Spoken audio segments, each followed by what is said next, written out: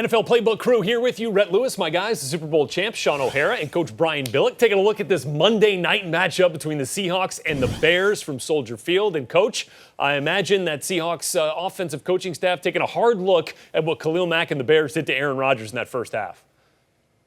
Yeah, but they got to take a hard look at the play calling that they had in week one. They ran the ball only 29% of the time. That's the lowest figure for the Seattle Seahawks in a game since 2016. That's not what the Seahawks want to do. And who paid the brunt? Russell Wilson. Not because he couldn't get a running game going and throwing the ball down the field, but that means they sacked him 6 times.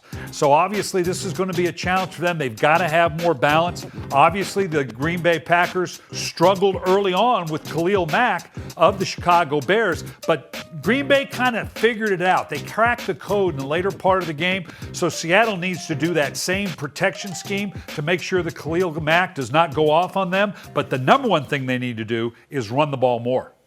Well, I think also for the Chicago Bears, they got to find a way to get them in that position. So they want to start fast, which they did against the Green Bay Packers. But when you start fast, you got to find a way to finish. And that's what we're seeing from Mitch Trubisky. He's still kind of learning, hey, how do I keep my foot on the gas pedal? I thought in the second half they kind of, I don't know, they got a little complacent. They got a little comfortable.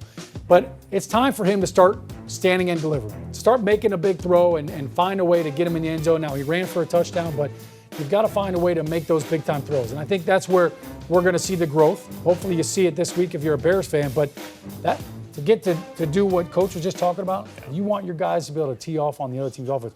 You've got to get a lead. You can't let them run the football. You got to make them one-dimensional.